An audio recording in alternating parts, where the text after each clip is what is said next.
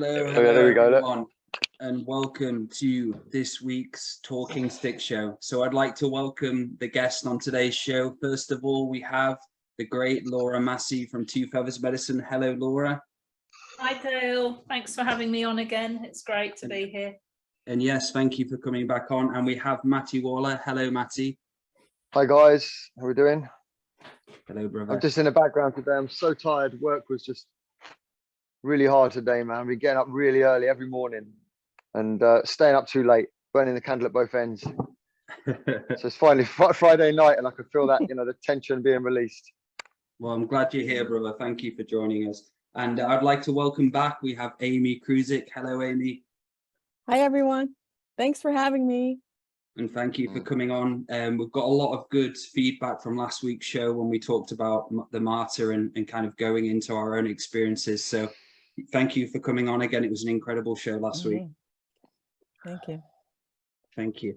And would like to welcome the guest today who came. I didn't know Andrew was coming on for a few hours. So a great surprise. We have the Galactic historian on the Zoom call. We have Andrew Bartzis. Hello, brother.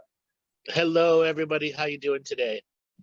Hello and welcome. And thank you for coming back on the show. It's an absolute honor. We were already going into many different layers about the young martyr as well. So I'm glad we can actually press record this time and do it. So yeah, we had a little oopsie the other day. We went to go record a show and an hour into it, we're like, is the recording going on? that was our private show just for us. Yes, I didn't put my glasses on, so I didn't press record. And at the end, I was just looking. I was like, please. I was actually praying, please, just see a record, but it wasn't there. And all that good material. Yes, just for us. So going into today's show, I thought we could start with the birthing era and us being born, and going into a bit of forced evolution and still a bit of the martyrism. And I'd like to start with Amy. So you've had children and you've gone through that process of the birthing. What was it been like for you being a mother on this planet? And what are some of the areas you can talk about and some of the forced evolution you've experienced? Because I know you were asking me before the show, so it'd be interesting to hear your experience and story. Wow. Okay. There's a lot in that question. So forced evolution with the birth. Well, so just not even looking into your own personal birth and how it was for you and that time you were growing up in. My birth. Oh my gosh, I'm thinking of my kids when you said that. Oh, sorry, and the kids. You can do both. We'll go into the birthing section. Yeah. Well, it's funny because I always forced evolution. So I always thought, like, why was I? Because there's 9 of us. Why was I number 6? Was I forced into that particular time? Timeline. Yes, probably. I would say yes. There was a reason I needed to come in there at that time in that family. But definitely as a kid, religion played a big part, like I had said before, forced to go to mass and forced to pray as a family, even when we didn't want to, like, come on, Dad, do we have to do it now? So there was that forced evolution, like things I didn't want to do was particularly like, and this is where I get confused because I'm thinking, was this a teaching or was it forced? I feel like there's a teaching and a forced revolution in a way at the time. If I'm hugging my Italian grandfather, it didn't feel comfortable to me, like a dirty energy, like that did not feel comfortable. Or my grandmother. My other grandmother, yes, but that was forced. Nope, you gotta hug, and it was like, okay. So that was forced into doing that. So was that a teaching that your elders, you need to respect your elders in that way? And then I think, well, isn't there other ways to do that other than when I feel uncomfortable? I don't know. So see that this is all kind of like where's the fine line? I never know where the fine And that- line was. That's the uniqueness of forced evolution. Oh, We can okay. choose a forced evolution, or it can be enforced on us. There are times we have to grow and we have to pull our pants up and have the big boy moment and the big girl moment, forcing ourselves. And then as the example, the hugs, why did we have to? It's a cultural thing, Mhm. which is a forced process, but at the same time, it's meant to break down personal boundaries. Okay, I can see that. But what about the other part too, that I kind of wished I was forced into doing something that my parents had my other siblings do, but not me. It was like, So- well, what? Yeah. That's another unique aspect of a requirement of personal growth versus I have to do it on my own. Okay. Okay. Because you were sixth in the order, there were 5 that came before you that broke your parents down in a certain way. And did the parents evolve? Yes. I'm also the youngest of three kids. But my two brothers broke my parents long before, and I technically get with more? Sure. Yeah. But they also parented me different, which allowed me to grow the way that I needed to grow. Yes. Yes. Can I Yeah. can I ask a question here, Andrew? If Mhm. the intent behind that conditioning makes any difference in the forced evolution? It does. It does. There's the cultural intent of the individual cultural. Then there's the individual human intent for each individual moment in which they may be in touch with themselves or not. They may be angry at the world and taking it out on the kid and not. So every individual instance of forced evolution can have an emotional energy behind it, which can make it far more aggressive of a topic. So that would be an unconscious intent in many cases, wouldn't it? That the Mhm. And person- then there are times it's absolutely conscious when you choose to spank a child and it goes out of control and the spanking is a little too much and you feel guilty afterwards. yeah. Okay.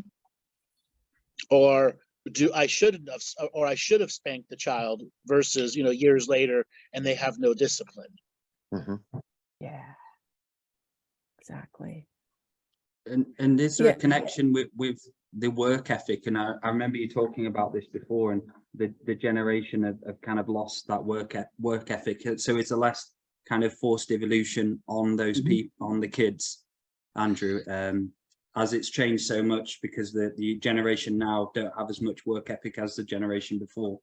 They have And on the virtually- parents. virtually no work ethic. And here's a story. Right. I have a friend that's a police officer trainer and has been a trainer for police officers for nearly 25 years at Academy in New York City.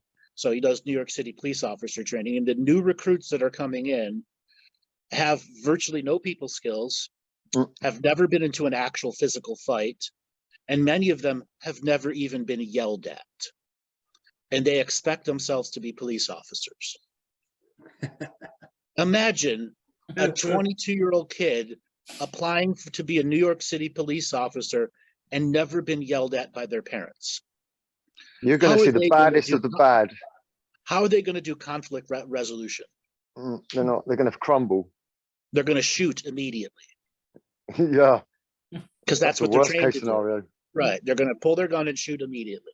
Fear. And which is why we're seeing so many police officers leave the physical job and go to an office desk job, the ones that have been out there because of, cancel the police, all those other social justice issues. And what's happening is they're hiring 18, 22, 23-year-olds with no emotional capacity to actually be a police officer and no road training people to actually train them what to do, let alone conflict resolution or how to be yelled at, how to be spit on. Police officers regularly get spit on. The one officer that I've known for years, he's like, usually in a year, I get spit on 30 to 35 times. Wow.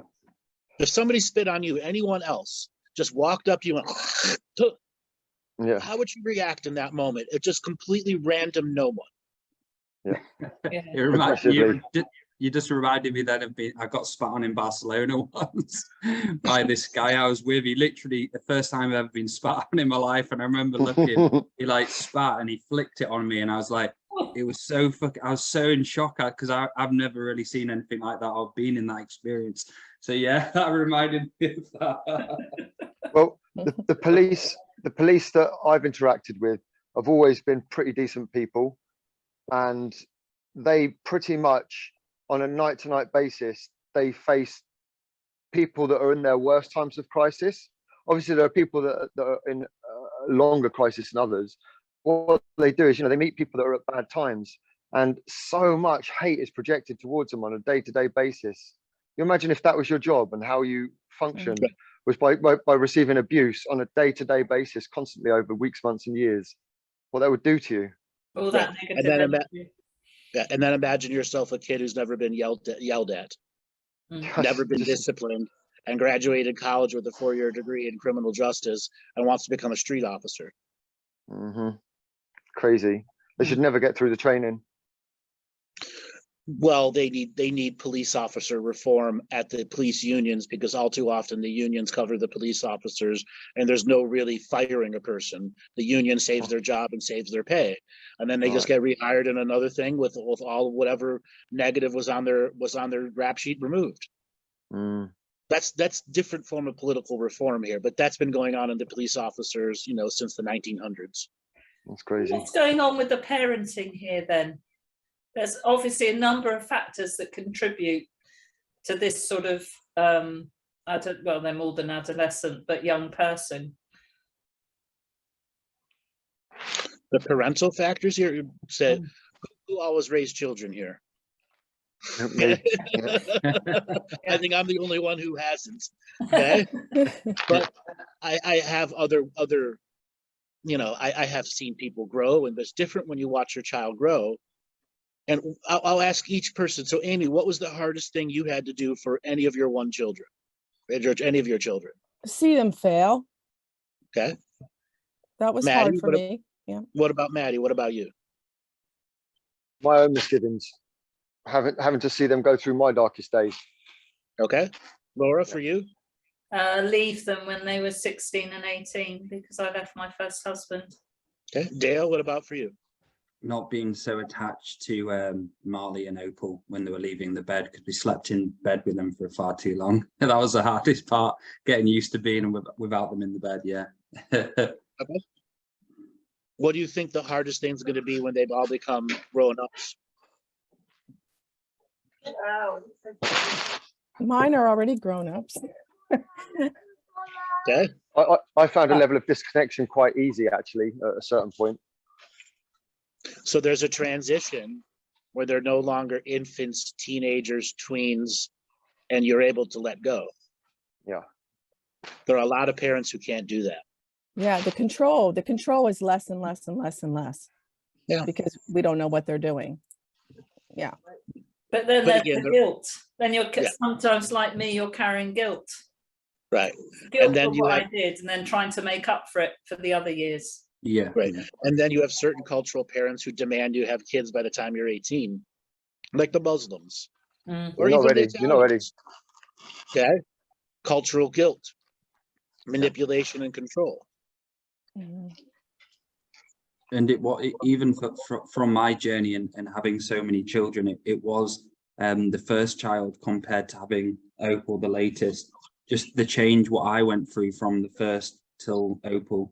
And it is with each one, I was kind of trying to make up in a sense for what wrongs I did in the last one, on that era of when they were saying 0 to 3. But again, I guess Andrew and everyone, it's all about that experience, and they've come in contracted to go through that process of say all of what happened.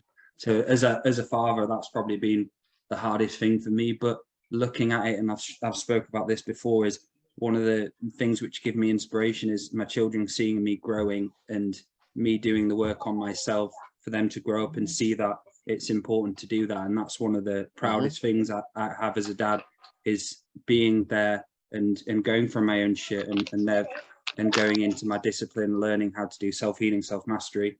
So yeah, it's a hard journey. It really is. But they get to see what effort really means, and they get to see the fruits of your labor as well. And, when Amy was talking about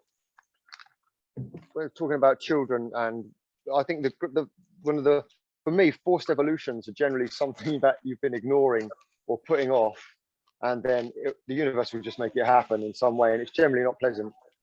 But one of the big ones for me as a parent was when you're not a parent and you have this way that you view life, you could do whatever you want whenever you want, right? Within reason, you know.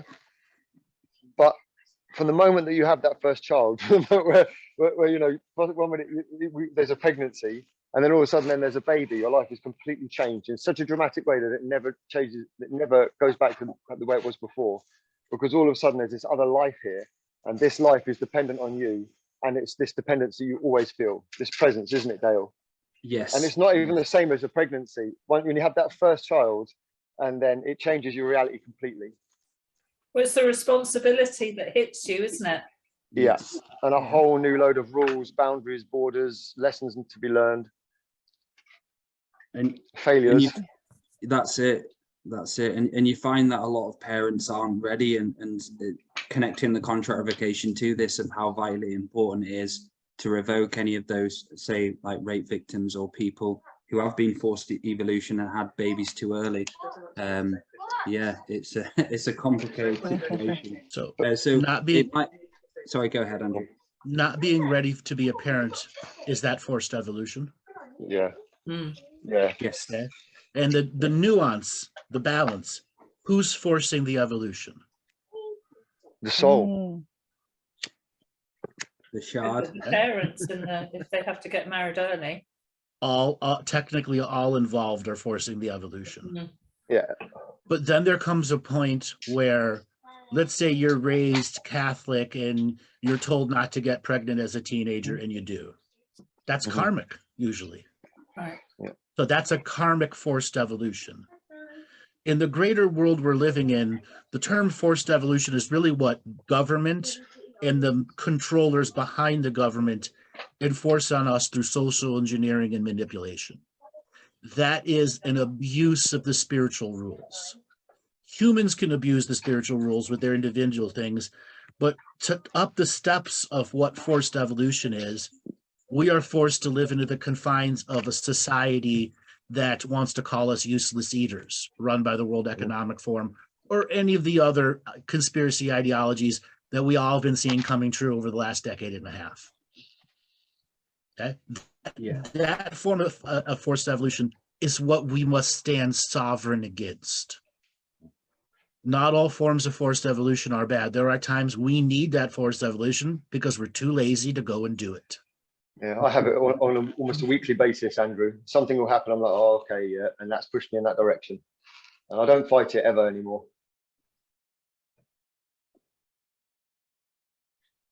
And it could be, so I think, so Gabrielle's actually training to be my wife, a teacher, and how, so talking about a good question, Andrew, would be for the forced evolution, like how it's changed in schools as well, because now there's so much, the wellness team, and you basically have to learn about the children and having to look after them if there's any marks or anything like that. So connecting it all, what's it been like changing throughout the years of school? Because we used to, how long ago did we used to hit children at school and they used to get slapped? I was smacked at school when I was little. I remember being smacked by a teacher in front of the whole class. Yeah, I was born in '79. And what was that? I was born in '74, and by the time I was in 6th grade going into 7th, it had been completely removed. Spanking had been removed by in our public schools that I went to. Yeah. What about you, Amy and Laura? What was it like when you were at school? Yeah, there was spanking by the teachers with a thick board, out in the hallway, and everybody can hear it inside, the classroom. You can hear the kid, screaming. You can hear him screaming. So yeah, I was born in '63. So it was out by the time I graduated high school. It was done, it was done by then. But that was middle school. It mostly happened in middle school more than high school. Yeah, same for me. Yeah. Yeah. Yeah, we had the years. cane. Yeah. We had the cane with the Yeah, the cane across the hands, Laura. And he would I don't know, because I don't know anyone personally who had it, and I never had the cane. So my dad used to get it regularly. He said across the hands. Mm. Yeah, they had some very sadistic methods. Mhm. So was that a process, Andrew, just to kind of disable that generation into not awakening and being traumatized, to slow it down? You can't individualize it to damage the generation. It did damage the generation. Yes. But before that, there were punishments that were even worse.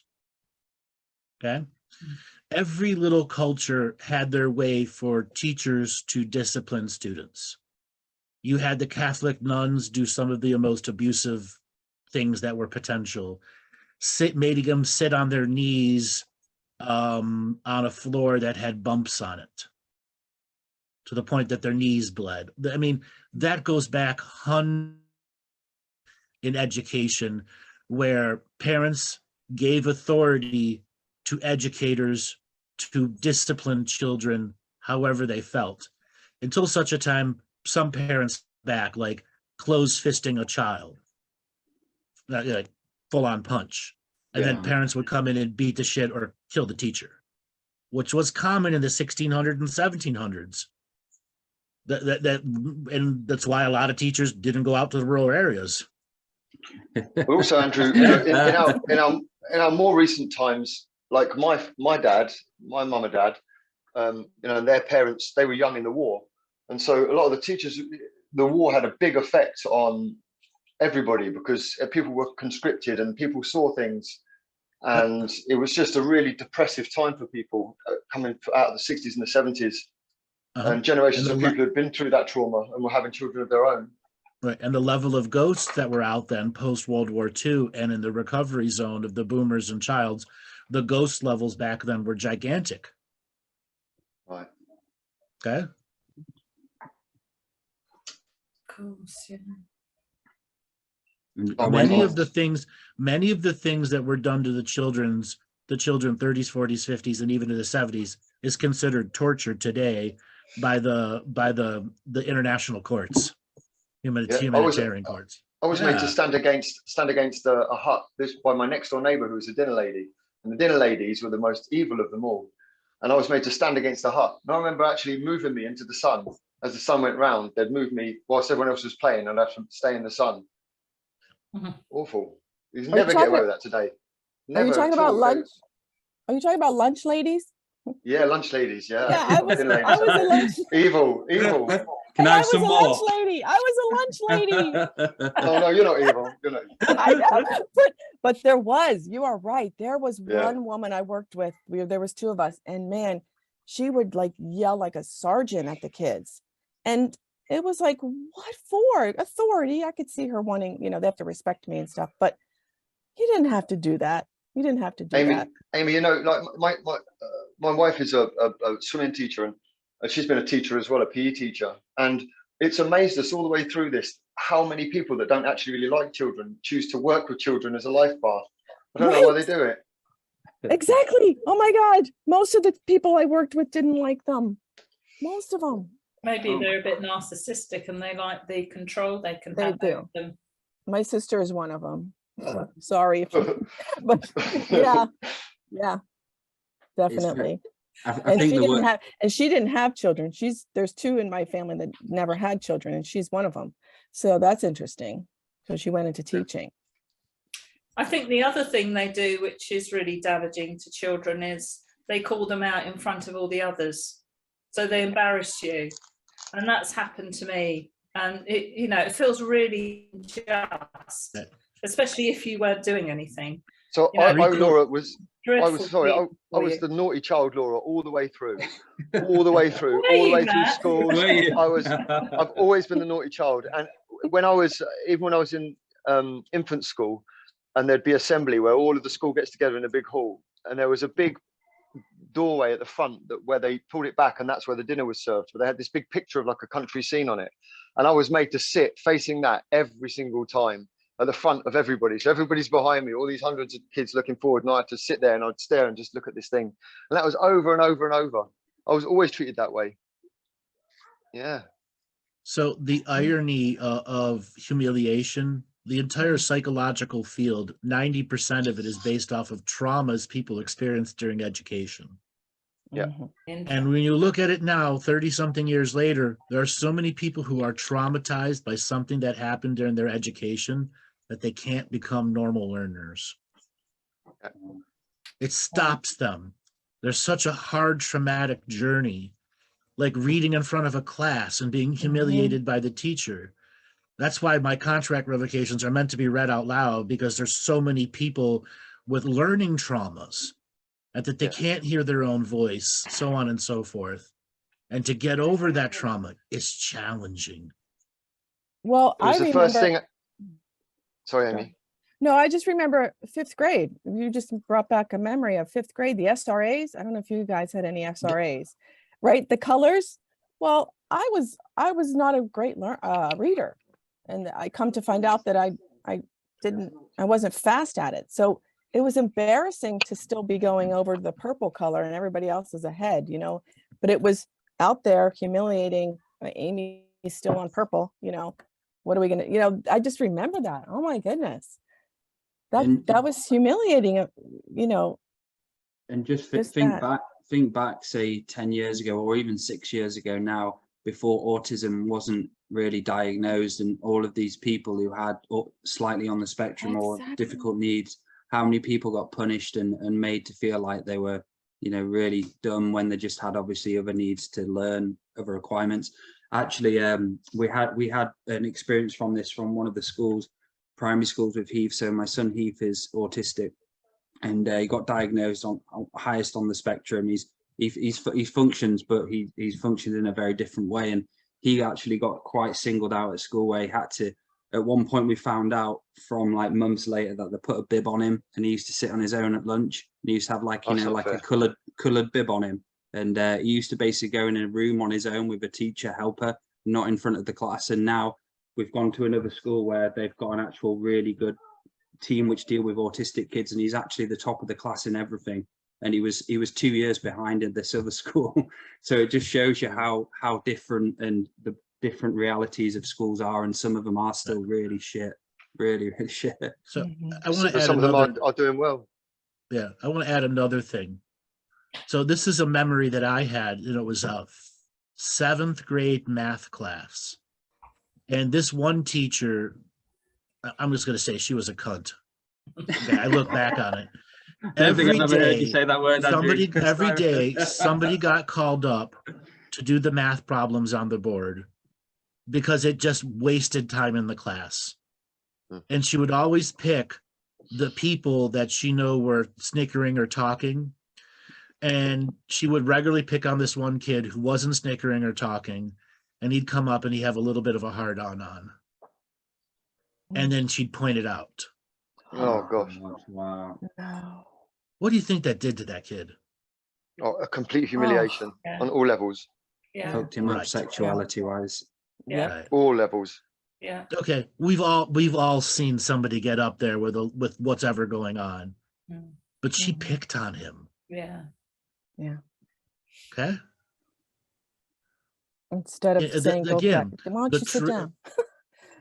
not even just say, "Oh, go sit down," just ha ha ha ha, pointing it out. I know, but the Humiliation. kind thing would be just to say, oh, honey, go sit back down. Right. You know. And then he would cry Oh, 4 or 5 times a semester. Okay. Those types of traumas compound when they get older. Yeah. You could only imagine the types of sexual traumas that he had when he grew up. Okay. At that age, you can't control it. It just happens. Morning glory. I still can't. There's an I on still switch, but can't. you can't turn it off. Okay. Yeah. I just I think about the Queen. That's what I do. Well, back then it didn't work. Back then it didn't work. I think mine was my gran. I thought about my gran. Throughout Oh, school. that's too touchy I was for like, me, if man. it ever happened, my gran, and it completely went. Okay, here's another one. Did the bathroom door stalls get taken off of in your schools? oh. Imagine going to take a dump and there's no door. Whoa. It was That never for us. awful. Never. Okay, basically from 6th grade on, all the toilets in the men's room had no doors on them, but the women's did. It's crazy. Okay, no doors. So it created a situation. Men would not try to take a dump at school and just try to rush home or quit school, cut it to go home. Yeah. Yeah. And then there was the poor child that used to wet themselves. Oh, yes. Especially like at infant school where everything's very traumatic because they've been at home and suddenly they're in a school environment. We had a lot of children that were on things like asthmatic drugs, things like that would have sudden outbursts of anger and, you know, just uncontrollable fits. And then the teachers would have to wrestle them out of the room. And there's all kinds of medication fueled incidents. So let's turn this back to martyrdom. We've just had a big, good preparation of information of why people might become martyrs. Childhood traumas. Okay? Knowing about the variety of childhood traumas we just talked about, when you're becoming a teenager, 13, 14, 15, and you're watching all these people around you and you're such an impressible young youth, and then somebody teaches you about what money is. You know, does anybody here remember being taught what a money is? No. In many different expressions. Yeah. Okay. Many girls have a misunderstanding of money because they're shown money in a different way than boys are. So right there creates a unique separation between boys and girls who will martyr themselves different for money or to not have money. Growing up poor versus growing up rich. I created a word back in 2013 going on 2014 called lack consciousness, where you were in lack of money, lack of wealth, lack of material support for so long, you gain a form of lack consciousness. You always are functioning from lack and are unable to get beyond your own lacks. Even if you have money in your pocket, it will feel like you have nothing. Or you won't know how to save it and it'll burn right through. And then there's the DIYers, do-it-yourselfers, who become so obsessed at doing it on the cheap because of lack, they never actually learned how to do it right. And we see this in spirituality all the time. They come in, I do this, I do it my way, and I don't actually learn from any teachers. Because I think charging for spirituality is fake. How many times have we heard that statement? You should never be charging for any of these spiritual teachings. No one would ever learn anything if they're always for free. And we live in this world where most of us need to earn. So for the conversation piece, let's just narrow the border on the person who insists that all teachings should be for free. Well, and that's a martyred state.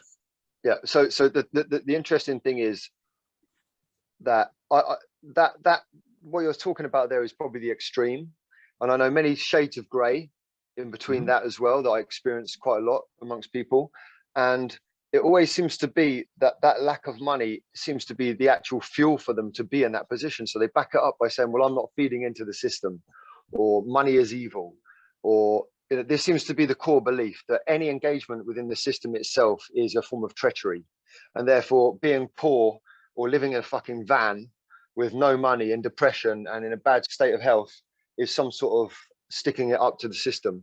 And I see this so much, and I just think, you know, the ultimate sticking up to the system really is to flourish within it and make it irrelevant, you know, to make money, to have good health, to have your deliveries come next day whenever you want them, you know, all this convenience that we're offered. And yeah, it's a part of a system, but you don't have to be a part of it spiritually, do you? And I think by these people that martyr themselves like that, they remove themselves from everything and everyone. And you can just see the light drain from these people over the years as they convince themselves that they're doing the right thing. Well, they won't take the responsibility, will they? So really it's a cop-out. But they believe they are. This is the thing about the martyr. They believe that they are. And all of their inner rhetoric tells them that they are. Yeah. And also I see it like when you were talking, like it's like, and look at me, like the crucifix, you know, look at me, like that's how it feels like when really nobody's really watching you. Nobody's really looking at you. But look at me, I'm suffering and I'm living in a van. And, you know, I've noticed that lately, like. And everyone else is watching cat videos. Right, nobody Yeah. really is watching you, but yet I'm going to make this statement that I'm poor.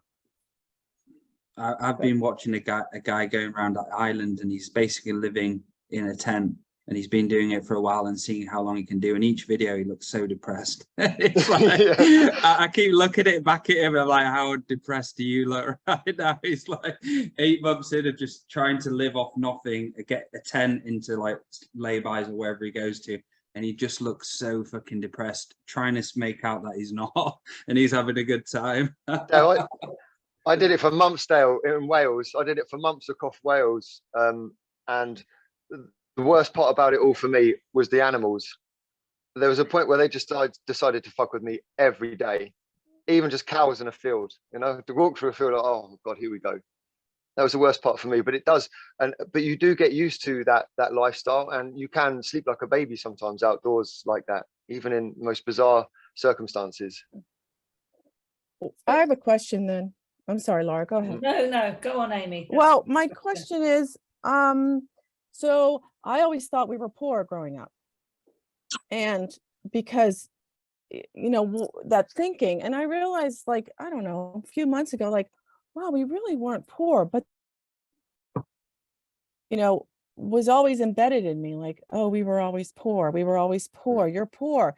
People would give us money for Christmas so that we would have gifts, you know, and I grew up with that mentality. And I just realized, I don't know, a few months ago that you weren't really poor. We had a house, we had a car, we had our clothes, even if they were hand-me-downs, shoes, like we really weren't. But that mentality stuck with me. Right. So, and what did that mentality do for you negatively growing up?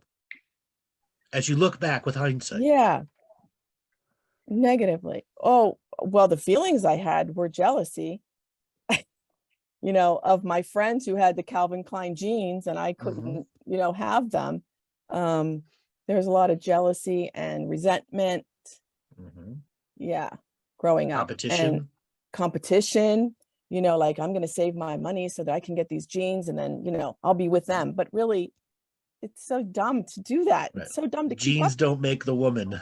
Jeans Sometimes for a short period, you know, they do. Yeah. Walking away, yeah. But, you know, it's like trying to keep up, you know, trying to keep up. That my mom was good at that. My mom was like, we got to look good. What about that? We got to look good.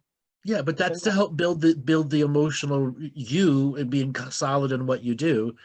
Now, focus a little bit with more of your hindsight on some of the other things that it did, let's say, as being a mother. How did it affect you? I was frugal. Even though penny pincher. Penny pincher, even though we could afford it. Penny pincher, you know, my mom used to go to each different supermarket and get the best value, you know, getting the value, you know, well, let's just drive around. Well, doesn't that waste gas?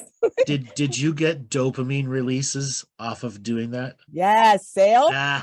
25% off. And also I would justify, this would have been $300 and I got it for $100. Like that type of thing. Like that was a dopamine release. Yeah. That's then in fortifying the negative habit pattern, which is still greatly limiting to you. Yeah.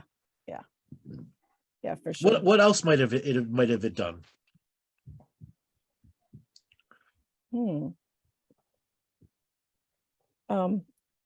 Let's see. I got lost. Okay. What else might it have done? Like now? Yeah. As the years? Yeah, as the years went on. Did it make you feel you weren't good enough? Well, yeah, that's always not to have money or to have money. To not have money. Which is enforced by I grew up poor and the way your parents enforced it on. Yeah, I would have to act poor sometimes. Ooh. You know, like I would have to act poor, like, well, that's expensive. I don't know if I can, you know, haggling. You had to haggle. Yeah. Salesman. Yeah. Oh my gosh, that's awesome. That's awesome. No, this is like, because that's still in, you know, it's still here. Yeah. What positive has it done for you? Um, uh, Understanding others who don't have Okay. money, I can understand.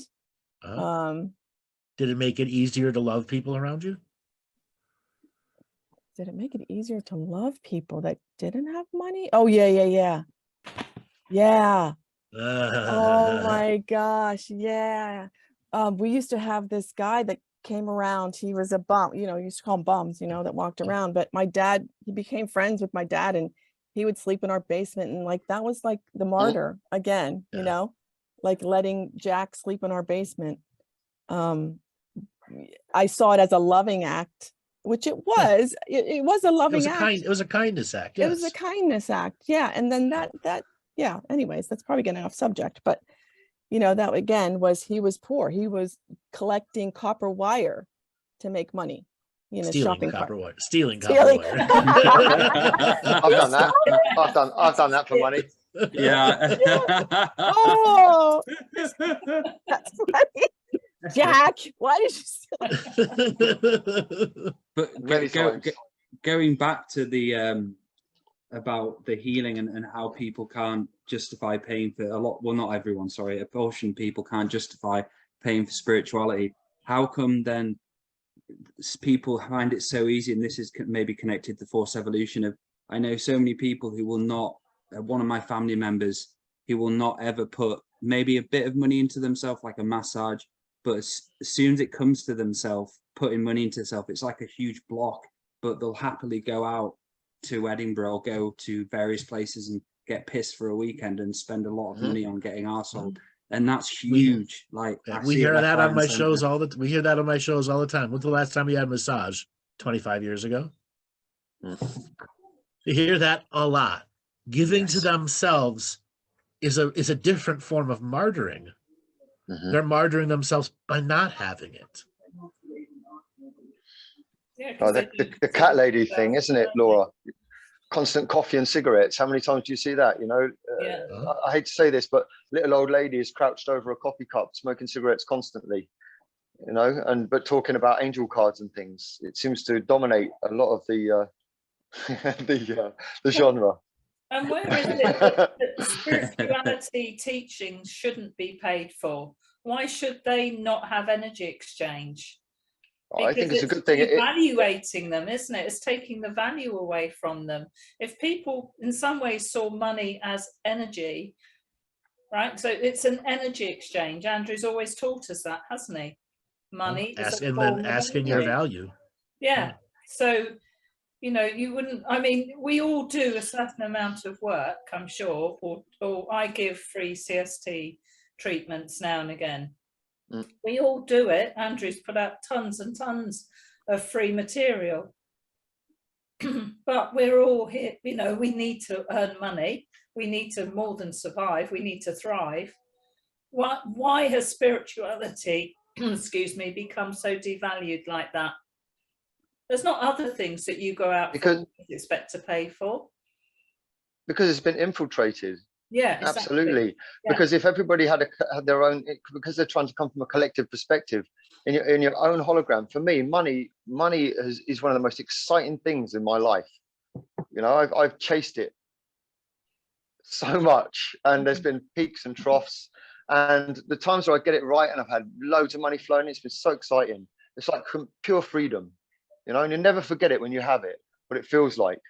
And it's not been a negative thing for me at all. It's a driving factor, a motivator, and something that I get great pleasure from, great dopamine release when I get it right, and then a flow of money comes in. I enjoy it. It's like a game. You will pay for spirituality teaching. So what is? Oh, absolutely. Only to Andrew. I wouldn't pay to anybody else on the planet. There'd be no point. There'd be no point. It'd be an act of kindness, an act of charity if I did. What is there a mass unconsciousness that is you don't pay for spirituality teachings, which goes back generations, doesn't it? Through the church teachings. Because I've been in this industry for a decade, going on 11 years now, between 2012, 2013, and early 2014, there was a mass group of people who demanded all spiritual teachings be 100% free. And the majority of those people who were called light workers then, who were not actually light workers, were recovering Christians, discovering conspiracy and realizing that the conspiracy world and the self-help world were all put into one genre. Everything the conspiracy people had, the self-help people had the opposite of what they needed. The conspiracy lost groundedness, self-help had groundedness. Conspiracy had information that helped the consciousness and spiritual people understand the greater world, and thus they were put into one thing. And one of the things that came out about the recovering Christian was everything's for free, except for the tithe that you paid to the Christian church, except for this, which they didn't realize. And then there's the pay-as-you-go Christians or the tithey Christians that are on television, who are full-on spiritual scammers. And you see a lot of Christian scam stuff going through. And that is what made it very prevalent in today's groupings who demand it for free. It's a scam if it's not for free. And How do you get around all that? You tell them that's your choice, that's your belief. I will ask my value for the years that I've put into studying and practicing this. And anybody else that's studied and practiced something for decades at a time, that's your time that you evolved into it. And when you begin to ask your value, those who think you should have for free will disappear, and those that will pay it because they want a person who's been experienced at it, not a pretender or a scammer or a snake oil salesman. You create your own filters. Yes. You know, we have a unique expression over here, Andrew, where West Indian culture is very much a part of our culture, specifically Jamaican. Yeah. It came over in the 1950s, 1960s with the migration of people that came over, and it just blended. And music and culture has completely blended, you know. And oh gosh, I've just completely lost my track. Bang! I just got brain farted. What was he talking about? It happened to Amy just then as well. Charging for skills. Charging for skills. That's right. There we go. Yeah, thank you, Andrew. And so there's a big influence of Rastafarian culture throughout our youth, and the Babylon system, and that, you know, all that kind of rhetoric. And so that's one thing that's fueled, because whenever over here, if you go to these places, you see a lot of dreadlocks and, you know, the Rasta colors and people speaking in that kind of, I mean, it's part of, those words are a part of my culture anyway, growing up, but you see that a lot in the spiritual community over here. And so they have that kind of, more than cat ladies, it's more sort of this feeling of rebellion against the system. If that makes sense. A sovereignty ideology that's not necessarily spirituality, but it's more physicality, a physical sovereignty from the system. That's right, yeah, without interacting with money. So money is evil, and therefore that backs up, and anybody who's interacting with money or anybody who's actually doing well with money, therefore must be evil and in on the game. Have you ever had, it just reminded me of, I think there's 3 clients, three clients in, say the 11 years I've been doing it, have actually asked for refunds. And one of them, it was so funny because one lady came and she said she's never felt, she actually fell asleep in the session. She said, oh, I've never felt so relaxed in my entire life. And that was amazing. And she sent me a message like 2 days later asking for a refund. And oh God, I get those too. I get those too. And it's like if you go and buy $20 in gas and come back the next day and ask for a refund, what is the gas guy going to tell you? No. If I've done the time, then it's done. If I've skipped a session, I immediately refund them. But I in the years of doing this, 11 years, I think I've maybe had 15, 14, which is very low comparatively to many, many others. But it's the ones that you don't tell them what they want to hear. Okay? That's the first thing. If anybody knows me, I'm never going to tell you what you want to hear. I'm going to tell you what you need to hear. Yeah. And that reminded me then of there was another guy who just completely reminded me. He basically rang me and he was on the phone for ages and I couldn't get him off the phone. And he kept talking about his higher chakras. And he goes, well, I want someone to work on my higher chakras out of my crown. So I did the session and he was heavily haunted, and his like liver and kidneys were just so overloaded, and his body was just full of toxicity that he wasn't able to be in the body. And I gave him a reading going into that, and he just started arguing with me, and everything I said, oh no, I don't believe that, I don't think that's true, it's this and that. Then You were just speaking with the entities, Dale, just literally doing a reading for the entities. Yes, and he sent me along a message after, just saying how unfortunate it was you weren't able to work on my higher chakras. I just said, look, this is obviously what is needed in the moment. Like, obviously, Andrew, you're not going to tell people for that instant gratification, and he just wanted that working on the higher chakras just to talk about that. That's all he fucking wanted. But realistically, that was just irrelevant, really. Anything you would have said would have got completely lost in the whispers of all of the entities and the things that were attaching to him and speaking through him.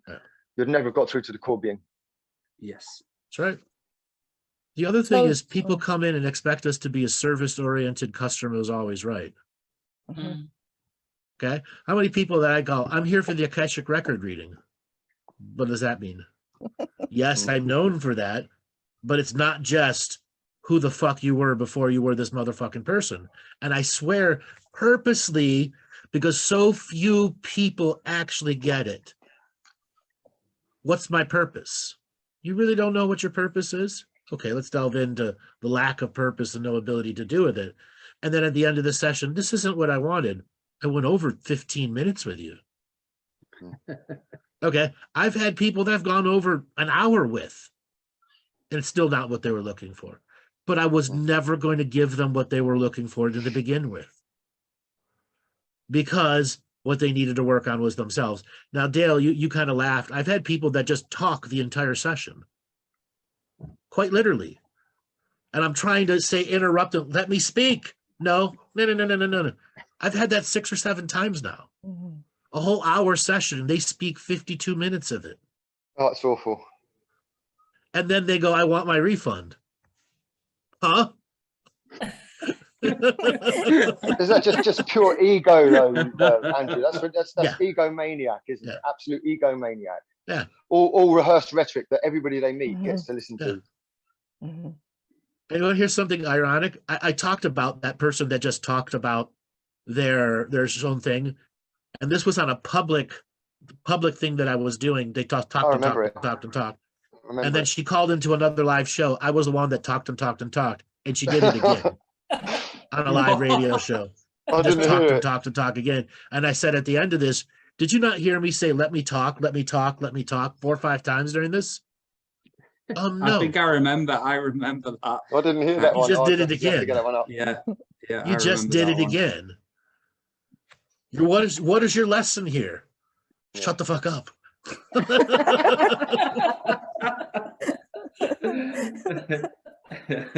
And what are some of the mechanics behind that then, Andrew? Someone who just, is it the ego then, that's all the validation of them wanting to? In this particular person, they alienated their whole world with their crazy perception of the world, and that they just needed to be heard.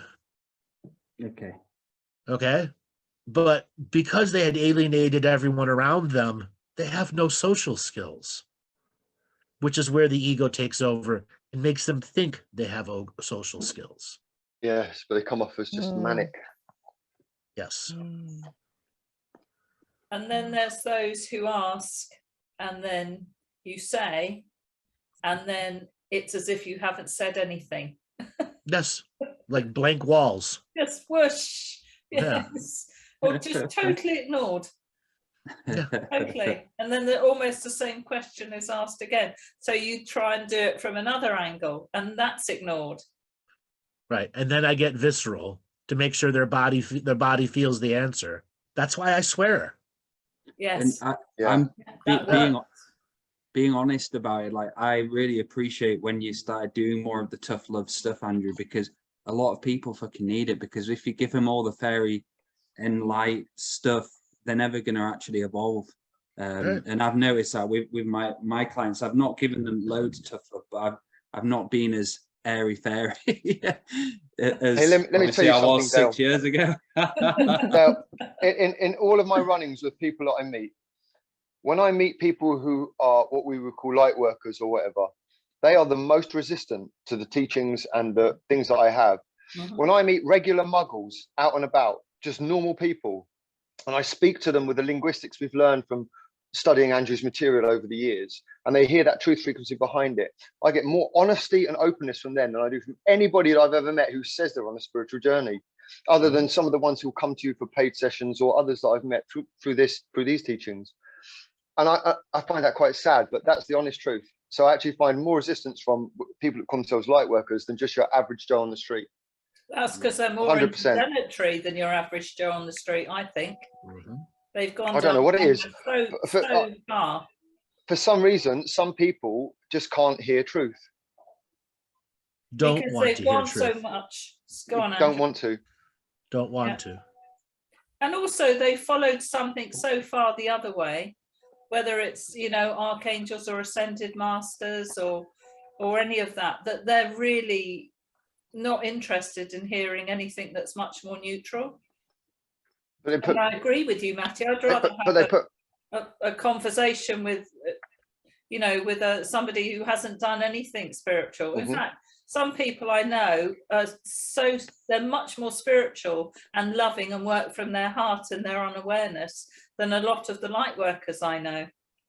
I met a Christian lady in a shop once, this West Indian mama in a shop, and it was just, she was a Christian, and it was just the most beautiful interaction ever. And she asked if I was a man of God, and I said, not of the Bible, but yes. And it was such a beautiful interaction. And these are much more precious to me than people who actually have something to prove. These are just good people who want to be good people and do good things and find other people who share those morals. And for me, I get much more from that than I do from trying to prove anything to anyone who's running around, you know what I mean. Yeah. So oh. back onto the tough love thing. Everybody's got a tough love story. Amy, what was one of your tough love stories that you had to give to a child or receive from somebody else? Oh, well, that would be when I started my mentorship with this guy, Michael, who resembles you, actually. It's kind of funny. Oh, that was an intense mentorship for 5 years. I'm talking patterns and beliefs. That's what I mean. When people aren't working on their patterns and beliefs, which I did intensely, he showed me shit that I didn't want to see.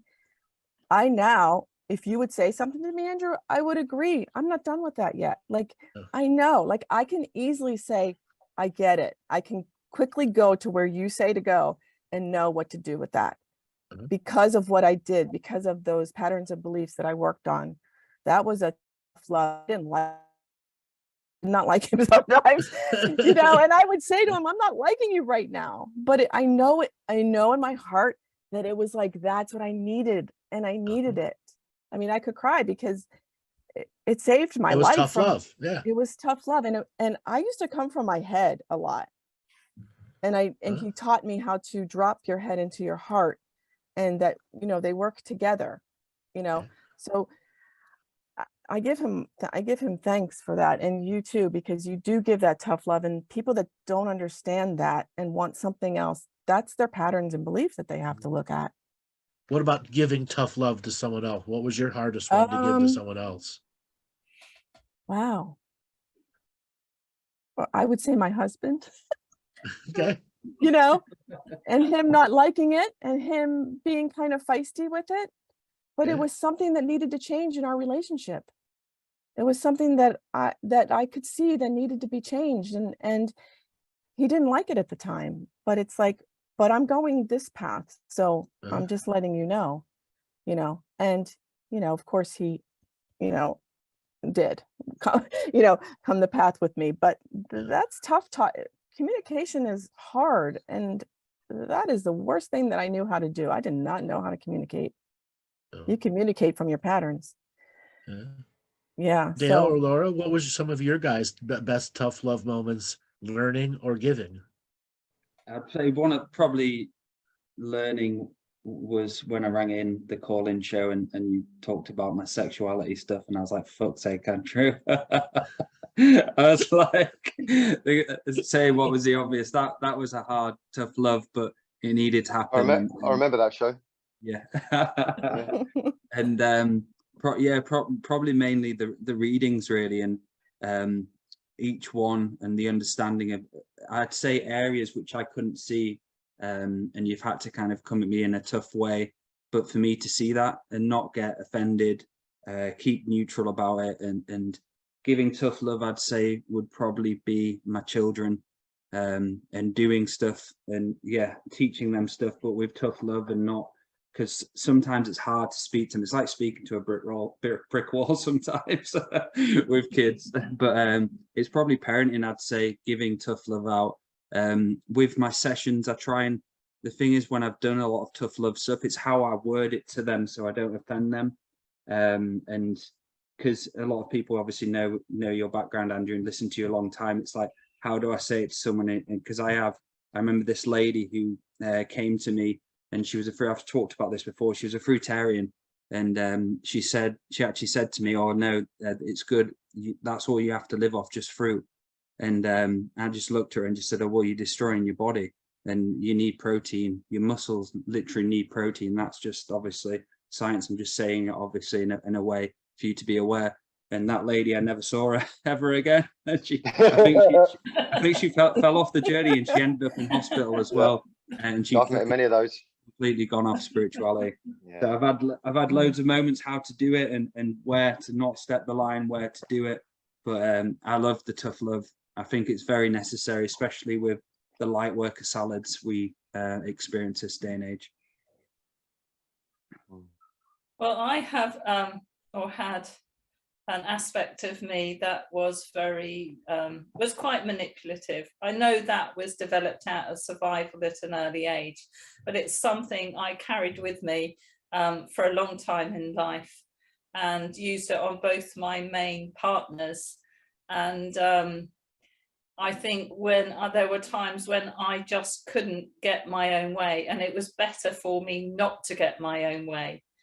And that was really hard, because I had been quite used to getting my own way, just using this manipulation energy that I had. So I had a few really tough lessons with that.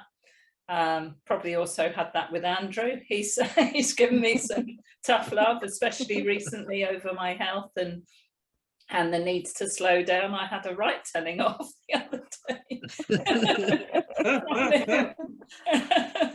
But, don't move. Someone's got to. Who can there. tell off the grandma? You know? Someone's got to. It did actually save my life. So, and then giving tough love, yeah, that's hard with your sons, isn't it? And with your children. But realizing it was actually so much better for my oldest son if he managed on his own, without me continually saying, I'll help you out. If you get stuck, I'll give you some money, you know, I'll do this. Because what I realized I was doing is disempowering him all the time. I was saying, I'll step in, you're not capable of doing it yourself. And that goes back to the martyr energy. I wanted to do everything I could for my sons to make up for the fact I'd left them with their dad when they were 16 and 18. And it was almost like I was going to devote the rest of my life to making sure they were okay and happy, which is part of the reason, as Andrew knows, I stayed in my last relationship for so long. And that came out with tough love on the hot seat from Andrew and a roasting.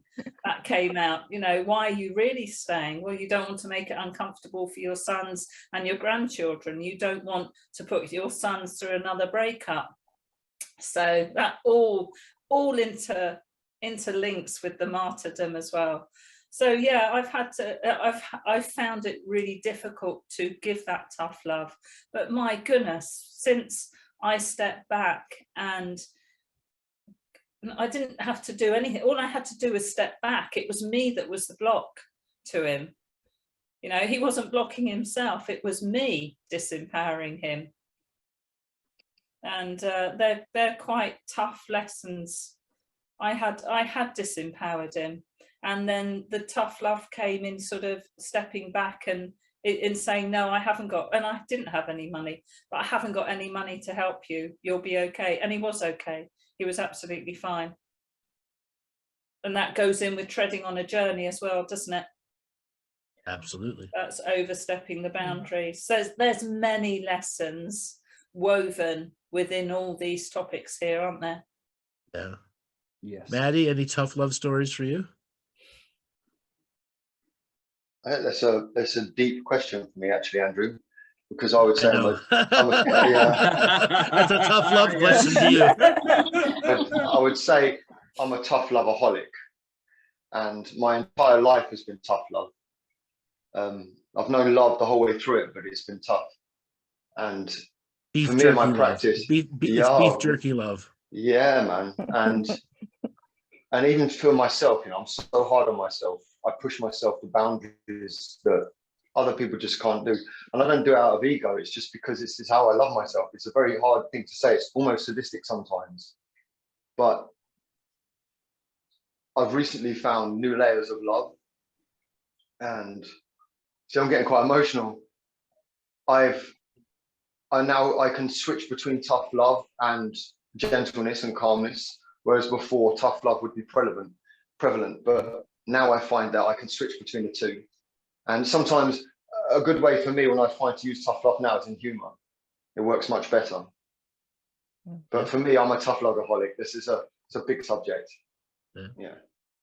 So for me, when Spirit said you have to develop a tough love aspect for some of these woe is me people, in the journey of developing it, everybody mentions about my ability to be patient with clients. Well, patience was natural for me because I'm doing all this other reading while they're speaking.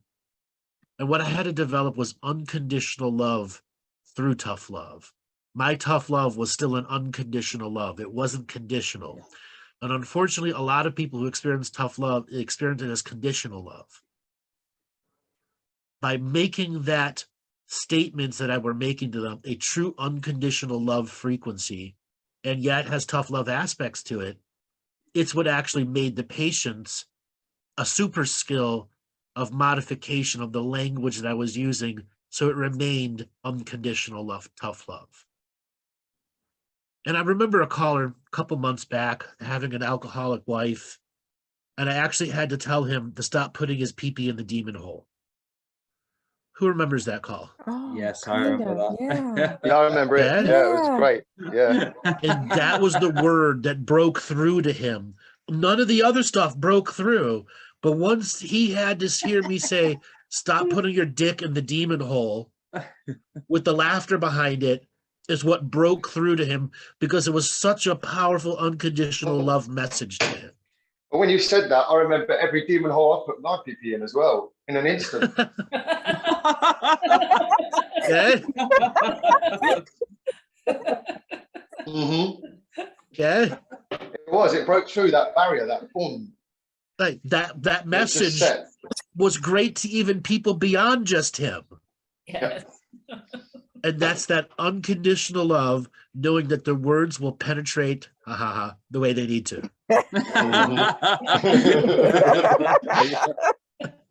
Okay, but Andrew, learning other people's language is important. My brother is married to an alcoholic. I couldn't tell him that, could I?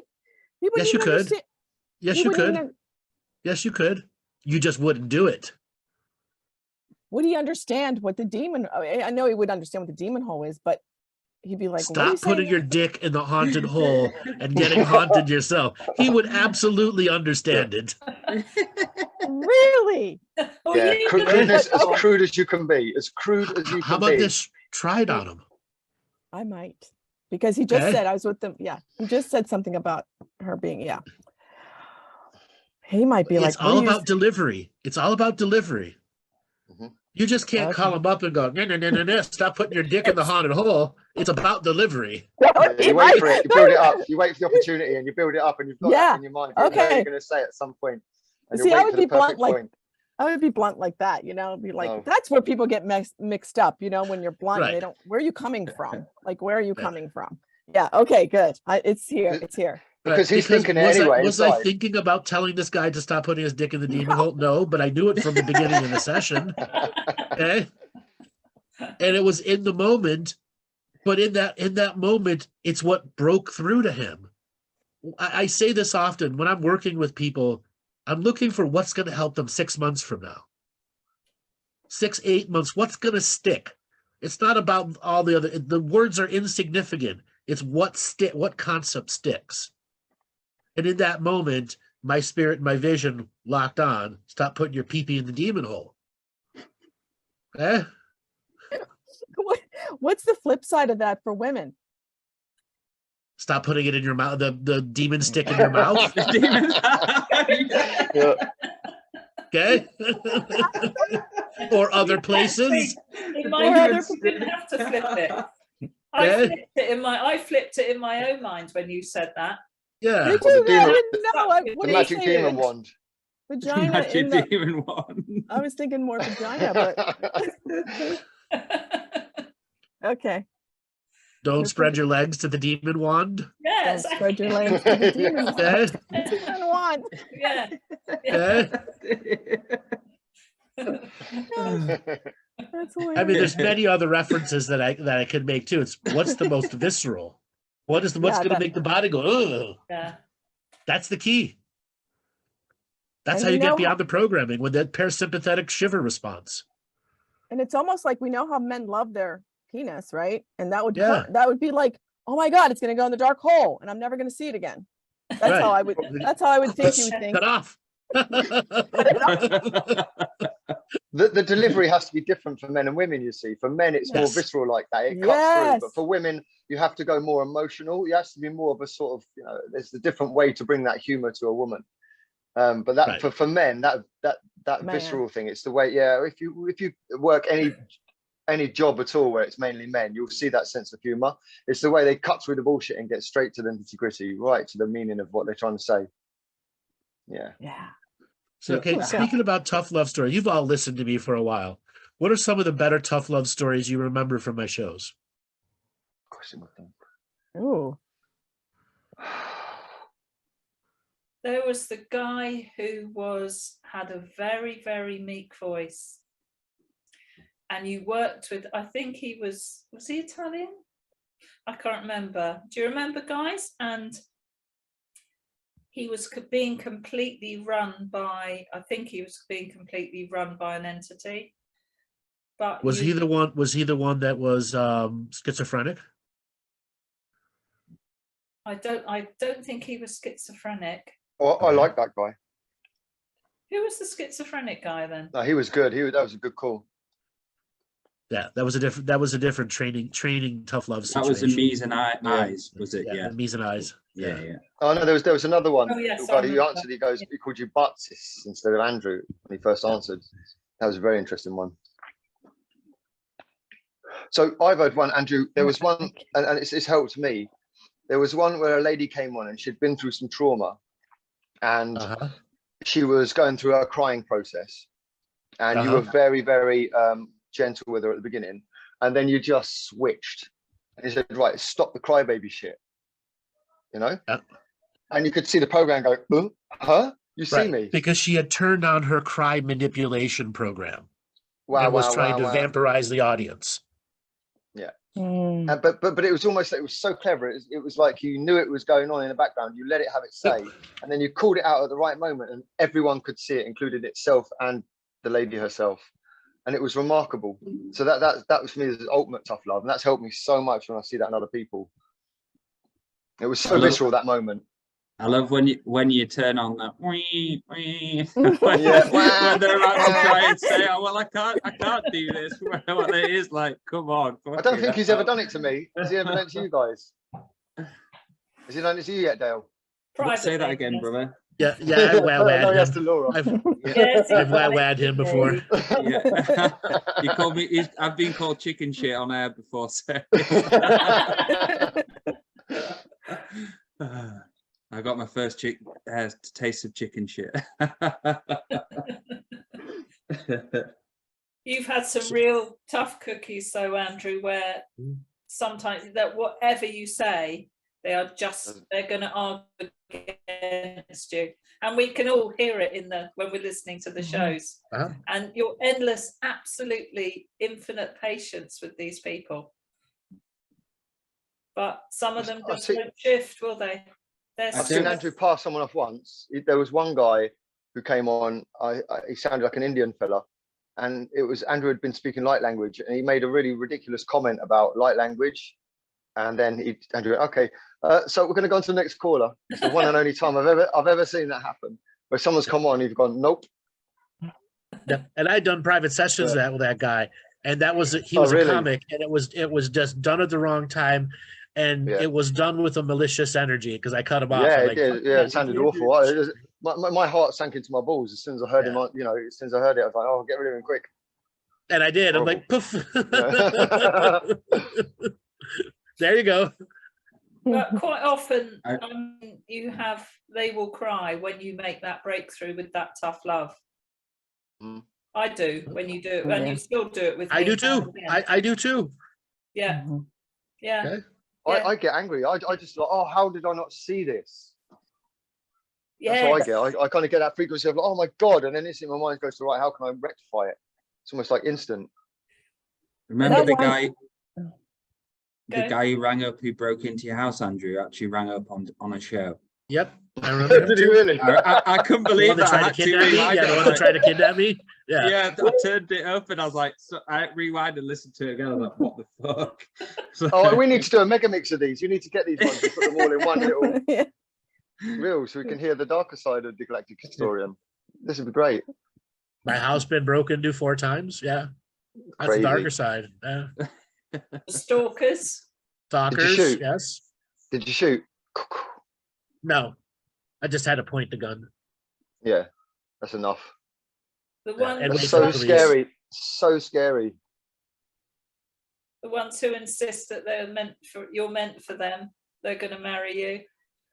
Well, I The can ones that personally say I know insist at that I least have one. to have the golden child with them. Yeah.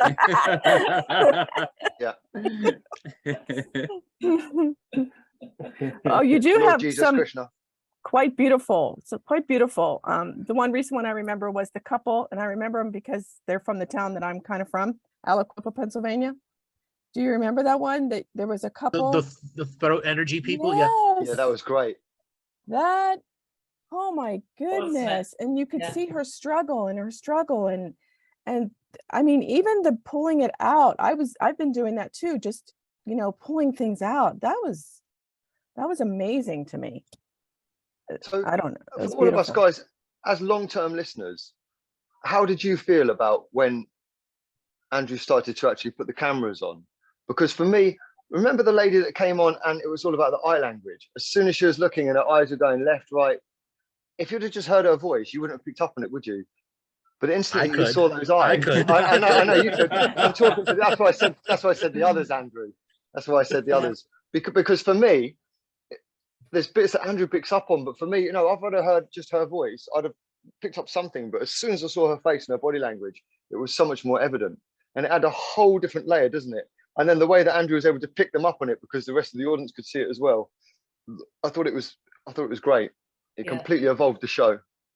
No, I love the cameras on. I love the cameras on.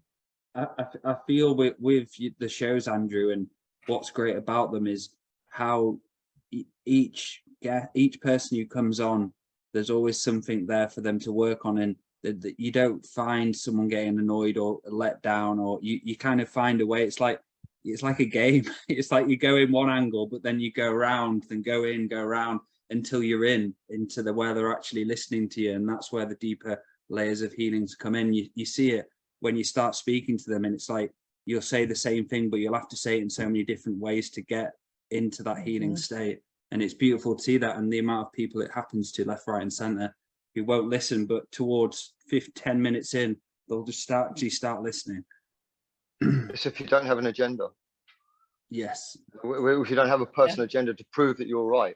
It's that sacred neutral terminologies that Andrew has taught us. It's those linguistics, the words, the ways to say it without putting any sort of positive or negative incontonation on it. Just coming from the sacred neutral, it makes such a difference, and it can just get through to the hardest of hearts if you can just find the right way. Yeah, the unconditional love. And it is watching a master produce something quite extraordinary, isn't it? Watching a master at work. Yes. And I actually had my first naked lady, I think, the other week. A few weeks ago. No word of a lie.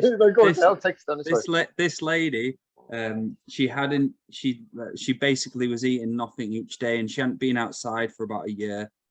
She hadn't showered in a year. Heavily invested with obviously demons, ghosts, and she actually came on the Zoom call, and you could see almost the nipples, but she wasn't, and she was just there, like looked like skin and bones, just naked. And I was like, I had to turn the video off. I was like, what the fuck? And it was about a few weeks after when you were talking about it. That's just a demon coming on to try and fuck with your shit, man. Yeah, it was all good, but it was. I was literally what I was about to burst out laughing when I saw it. I was like, fuck's sake.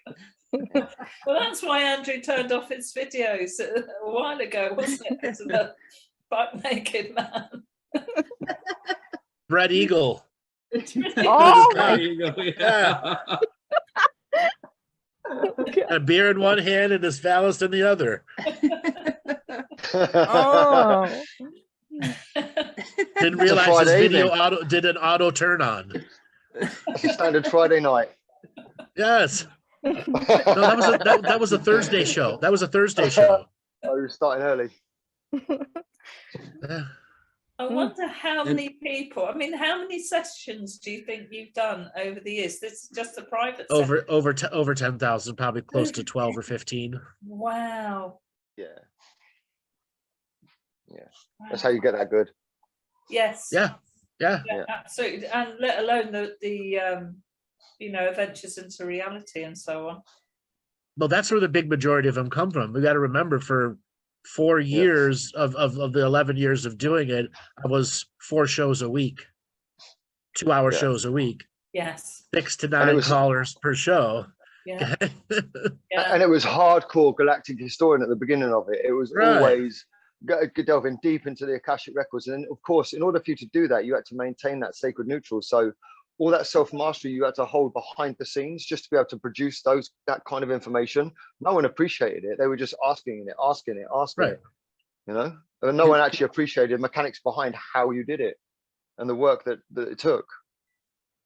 Can I ask you a question which I thought about earlier of asking you, Andrew? So in some of these readings, there'll be times where you can't give them information, or you have to withhold information. Say, I remember there was one about the Roman Empire, about what's he called? Julius Caesar. Was it Julius Caesar? I can't remember. It was something to do with Julius Caesar, and there's parts of it you couldn't say about him.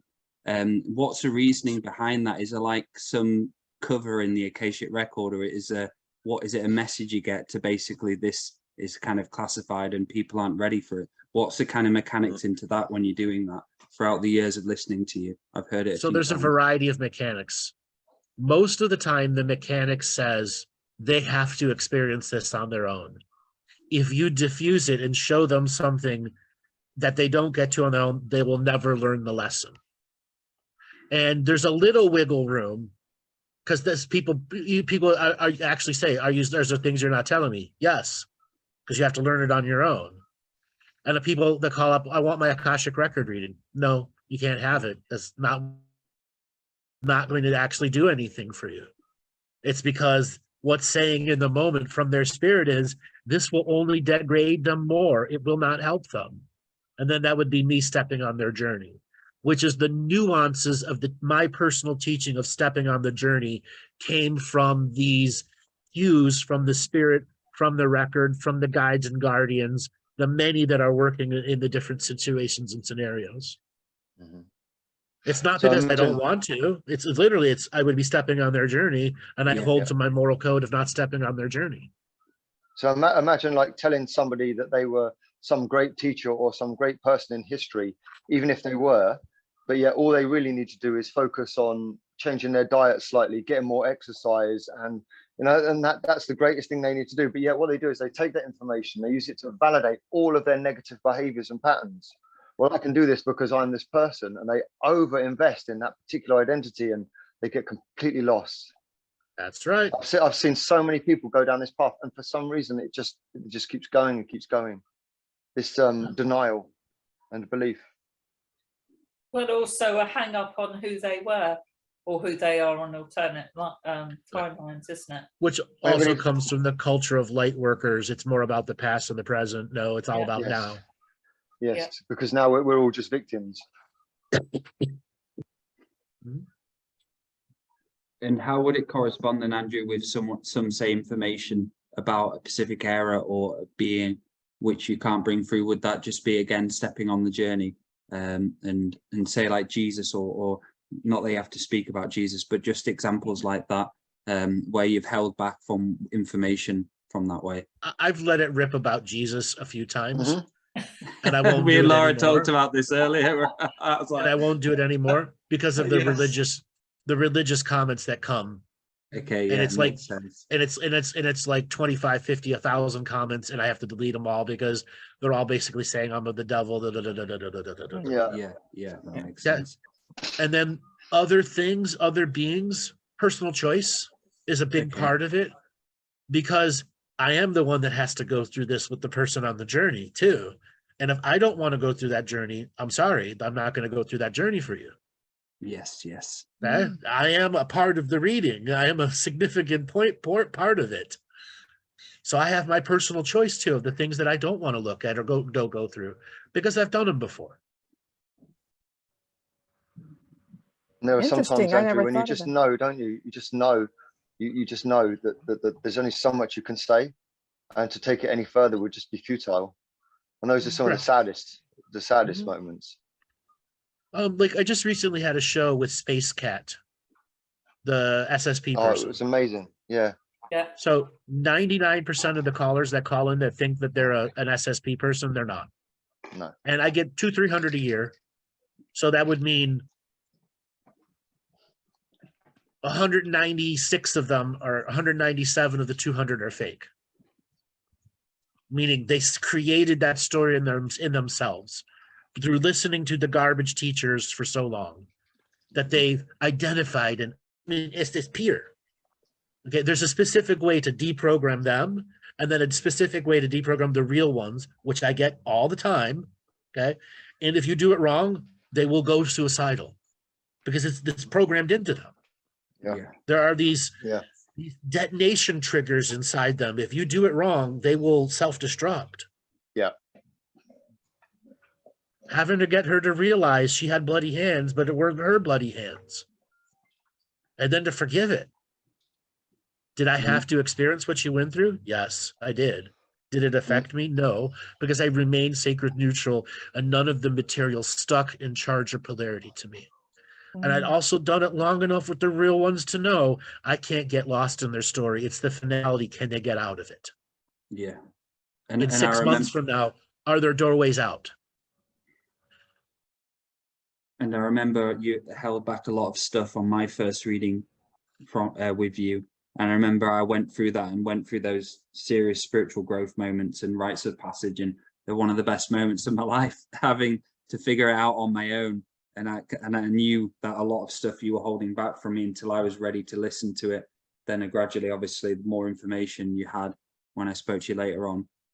So it's right. And it's beautiful to see that neutral perspective of not fucking someone up, basically, and getting them to do the wrong choices.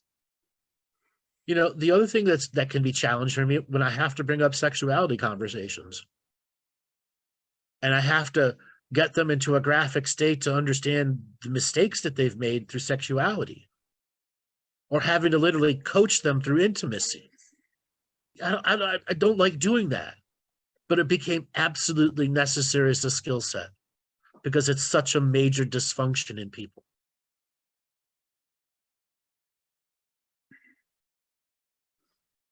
It's a huge limitation, a huge limitation. And you cross over the boundaries of misogyny as well, because there'll be certain people that are listening who are within the light worker range that would find some of the stuff that you have to say, which is true. Sexuality is a choice, orgasm is a choice.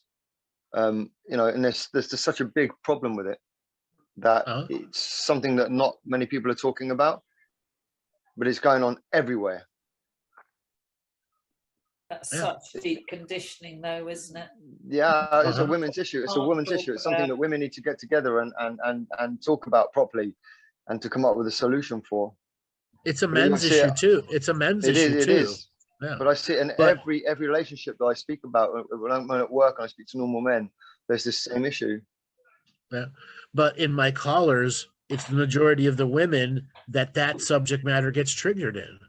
You do hear I talk about sexuality with men and intimacy training, but it's majority of the women that are callers that subject matter is triggered, because it's the most prevalent thing in their frequency. They wanted their Akashic record, they wanted this, and then they said the caveat, whatever you need to say to me, say to me. Are you certain you want to do that?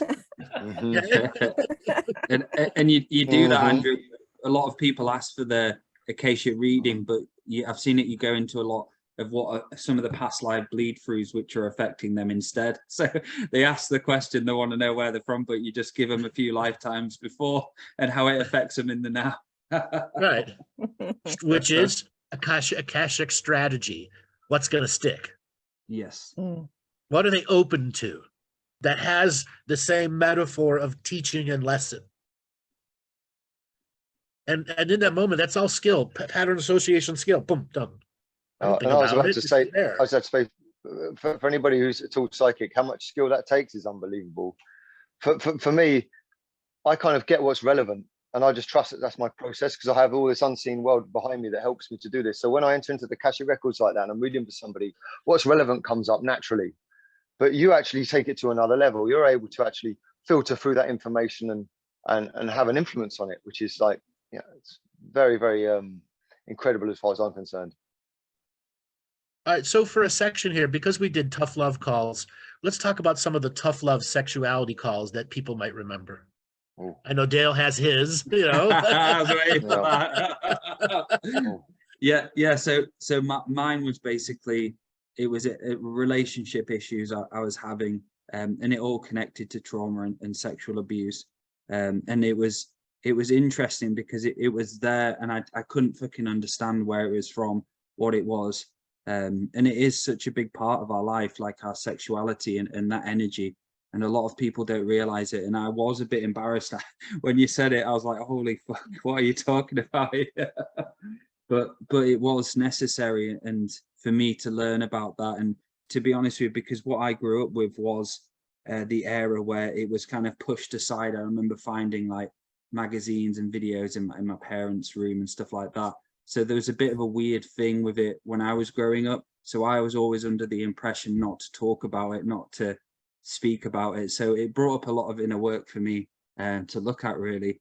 And I feel in that neutral way of looking in that inner work, it's important. And yeah, it was a hard pill to swallow, but it was great that I did the work and obviously did what you said.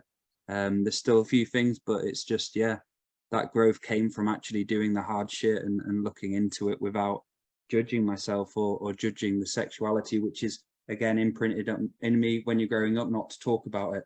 It's kind of like a taboo, isn't it? Yeah. Any callers that pop out for you? No, not callers, but just comments you would make, and a lot of dildo talk with the women. That's a lot of that's from what I remember. No, but for me, it's like Dale, it's like that was taboo, Mm-hmm. You don't masturbate, you don't do any of that. And it was hard in my house to even do that. I don't know. 9 kids, exactly. Yeah. So how do you even do that? So yeah, that wasn't happening, and just all the beliefs and patterns. But I would have to say that I was a prude. So, did the dildo talk confront you and make you think? Yeah, did. Okay. Now put yourself in my shoes, that I have to instruct a woman of how to use a dildo. Okay. Or the ones that are available on the market. Yes, there's this big, I forget which one you comment, this huge one. I looked it up. I'm like, Jesus, what are you? We Vibe Sync. I'm like, what the heck? Women. Yeah. So I don't know how you would even talk through that. What's it like for you, Maty? I did frequently. You did frequently. Yeah. And so I would say that would be an avoidance for me. And it's why it comes up. much Yes. because it is an avoidance frequency, and it's one of the easiest tools to learn how to self-pleasure. Right. And what, talking about this, what was one of the breakthroughs which you talked about, the image and how obsessed people get with images, and to do that in a work of actually giving it to yourself in that way, and how much healing can be given to yourself through that sexual healing with yourself, and how many people in this planet can think of that or actually have been told that. I think not many people have actually known, you know, you can actually give it to yourself without having to have images, having videos, and it's hard. It brings up a lot of stuff for myself in the past, and yeah, it's great looking at it. It's brilliant what you've talked about and brought through the shows, Andrew. It's helped me a hell of a lot anyway. And it's a great manipulator too. You manipulate with it too. And yeah, that was a big lesson for me, to not manipulate and just, okay, honey, you want it? All right, let's go. You know, it's like forced evolution. So that's the good part of it. Forced evolution was, I had to force myself. Okay. But once you do, it's like loosens you up then. It's like, that's where some of those calls helped erode away some of your issues that were there. Yeah, for sure. It was like, whoa, boy, am I tight? Like, whew, okay. Bigger teeth, no. But yeah, so no, I thank you for that, because it has opened up my sexuality a lot. And I remember it allowed you to explore with a bit of freedom and not shame or guilt. Right. And can I tell you something?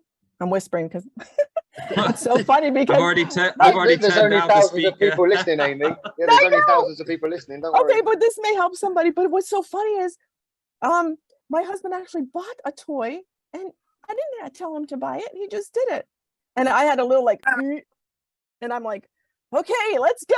It's like, it was a little thing, but it was like so cute though. It's like, oh, you know, it's like, I don't know. And now I'm learning belly dance. So now I'm going to, you know, do my belly dance, and like all these things are starting to come in, you know, sexual wise. It's like that needs to open up now. And I know Maty and I had a conversation about that one time. Well, juxtaposed to you, sexuality is a very complex subject for me. It is. I have it in Udo buckets and always have. And so it's always been a process with how I've learned through Andrew is that I wasn't a bad person for it. That my sexual expression was my power. It was my essence, my core. And that because I had such a rampant sexual energy, and it's feral at times. I mean, Laura will tell you, not that Laura and I have any sexual interaction, Laura will tell you what it's like to be my friend, Laura, right? Sometimes my sexual energy is so off the chain that it takes someone like Laura to come and just bring me back down to earth. But it's something that I've figured out, that if I use my own personal process and I can be disciplined within it, I can create such huge volumes of light. Most people have no idea how much light you can build up like that. And you can store it for a long time, or you can use it for mass creations that most people have no conscious of. I mean, alchemy, my God, I have achieved huge levels of spiritual alchemy through personal sexual expression. And it's meant to be your personal birthright and legacy that everyone can invest to every lifetime if they go into it with an openness of exploration and not violence or any of those other things that create non-sexual emotions for gratification. What about BDSM, Andrew? In certain situations, there are certain people who have been traumatized a certain way that will use that. You have to understand why. Okay? Most people that get into BDSM already have a trauma in childhood that has perverted what sexuality was from them from the beginning. And then there are those that are just so damned experienced, they're bored with the standard 2,000 positions. If you're bored with 2,000 positions and you have 7 to 12 partners per year or more, you have a sexuality issue. Thus, BDSM is the gateway drug into all these other things you've never done. Mm-hmm. I've had BDSM coaches come on radio shows. Why? Because it helped heal a lot of people who had tremendous amount of sexual dysfunction. and there are all middle levels of grey between it, because that's one thing I found, that I don't seem to have any really sexual filter, and it gets me into trouble sometimes. But I think that there's such a great air of expansion there that it just takes the smallest amount of tweak or experience. We're talking about Amy with the husband buying something. Some people, they don't even consider each other's sexuality. I mean, why would you not want to invest in your pleasure or your partner's pleasure? To me, it's all I fucking think about. I have to take my mind off of it and think about something else, you know. And it's you know, it's not perverse. It's just that I move towards the things that make me feel good, and it's one of those things that make me feel great. Right, and there's nothing wrong with it. Yeah. Okay, you just have to know what's the difference between normalcy and addicted to it. Yeah. As long as you can separate, Yeah. this is my normal way. I'm not addicted to my normal way. No. You can use it to that advantage that he's just talking about. Yeah. I get what bored easily, Dale. I get bored easily. So and part of the thing about being bored easily is not jumping to something or being addicted to it like that. It's the build up. It's the, and that's what some of the BDSM expression is about. It's about an actual build up towards a climax, and how long you can build up towards that climax. And that can be a personal relationship. It can be with yourself. It can be anything, but it's not about that urge, wham, bam, gratified. It's how long can you build it up for, even days. And that's mastery. That's sexual mastery. Can I ask what BDSM is? Is it BDSM? Bondage, something, sadomasochism. So of its stress, giving and receiving pain, or even just ordering someone about and dominating somebody, and or somebody being submissive. So can I ask you about the light that you store? I'm going to say store. What does it feel like? Like what, and how do you know? Is there different types of light? Yes. I'll be blunt. Yeah, I'll be blunt. So okay, I can produce light that would be perceived in the unseen as powerful as the earth itself. And that may sound ridiculous, but each one of us has that expression, that ability. The amount of light that we can produce can be seen in the unseen on a celestial scale. Absolutely. Each one of us has that within us. Yeah. And So, sexuality is the, sorry, go on, Andrew, I'll let you go. I want to add something to this. So there are different kinds of excretions the human body creates. When a woman creates the milk white cream situation, that is the highest sense of personal body alchemy going on. That is in the cult of Isis is considered the highest form of physical chemical alchemy, and that just the slightest drop of it can be the greatest healing energy. Wow. Okay. And did you what say is it? What is it for? That's what amazing. Is it for men? I'm gonna ask There's different forms of ejaculation. We've Yeah. all seen it. Yeah. You can tell there are different forms of ejaculation that have different smells, different tastes, different colors, different qualities to them. And when you reach a point where it's at the highest, it comes out the thickest because it's being so refined before it comes out. And then the pumping, and that force has a kinetic energy that's absorbed into the sperm, which makes the sperm itself move even stronger so it can go deeper into the vagina to find the egg. It's taking kinetic force and alchemizing it into the fluid so the individual sperm itself has more strength and potency.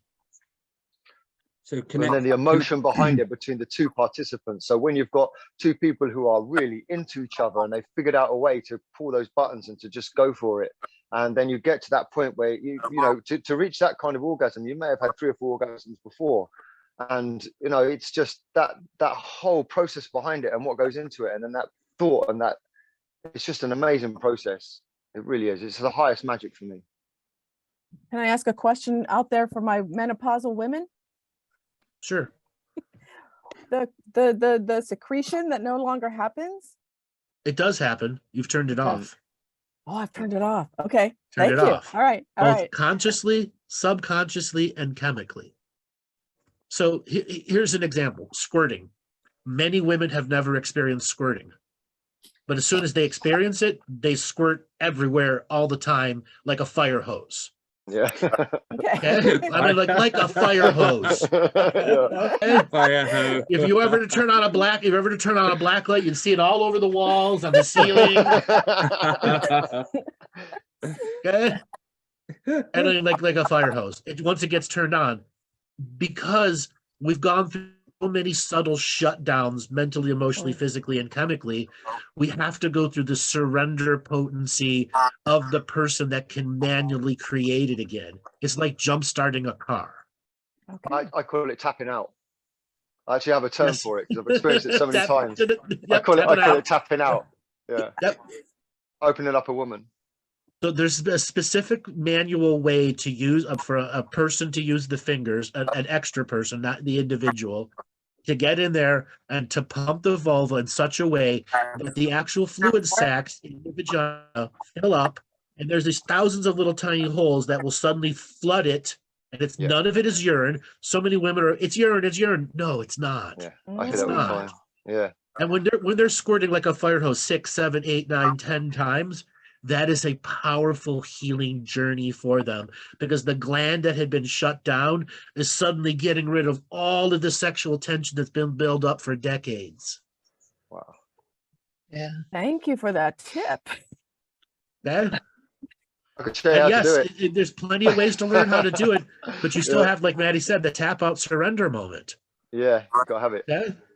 And for the pre like ejaculation, for those obviously who've done drugs in the past, let's talk about that a little bit, because I've actually experienced that before, not anymore, but you know, the pre ejaculation for men. Can you talk a little bit about that, Andrew? So usually most pre-ejaculation situations come from men who have masturbated incorrectly when they were young and created a null energy or a actual callus on their penis. And there's a point where the callus builds up so much that the pre-ejaculation is coming out because they're not feeling anything and they're not actually going through a buildup. And the way the nut sac and the valves work, they're all open the entire time.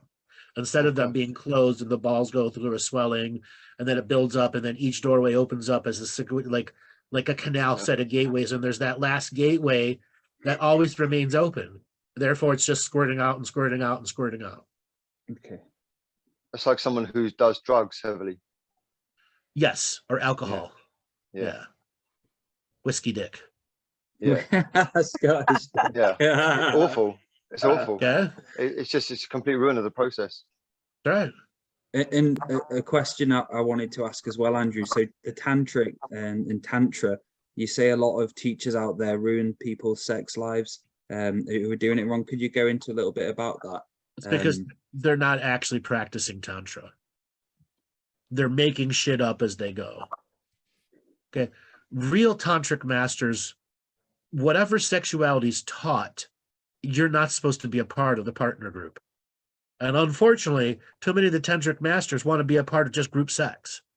Okay? And unfortunately, that's the complete and total bastardization. Tantra is like Reiki. It has been absolutely bastardized, and the original teachings in philosophy are not even understood by a handful of the existing masters left today. Okay? Tantra is about building up for months at a time a sexual frequency and then having a release with a partner who's also built up for months at a time. And it's to align your cycles both astrologically and sexually. And there is ritual and ceremony that has journeys in them before the actual penetration journey, which is pure intimacy, touching without penetration as a strategy at all. So imagine months of heavy touching through meditation journey, like you're both facing each other in a meditation and you're touching and touching and touching with an intention to have an orgasm through touch only. And not vagina or phallic touching, ears, eyes, hair, to the point the transfer of the energy creates the orgasm. Wow. Do you even hear about that in any of the tantric teachings? No. Don't. And also, That's but I learned to turn my focus inside and being able to create energy within my body, and I put it into the prostate. this is something that people don't talk about, the male prostate. Yep, And I yep. remember sitting there once time seated, and I was just experimenting, and I put my consciousness in my prostate, and I managed to actually bring myself to a state of internal orgasm just purely by sitting there and focusing on that area. That's incredible. The prostrate is what controls all the canal doors. Right. Yeah, you Okay. can feel it when it's that point where you're about to bust, and you just go, it's Right. going to happen. There's nothing I can do. Here we go. And Right. that's the first thing to pulse. Right. And People bring themselves to orgasm by thought, Andrew, because Absolutely. I nearly Yes, have. I've done it. You have, yeah. It's Yeah. birthright and legacy for anybody to bring themselves to an orgasm without any touch. And dream state too. Yes, in dream state too, Yeah, or pre-dream state. I've had them in dream state. Yeah. Some of the best sex I've had in dreams. Yeah, right.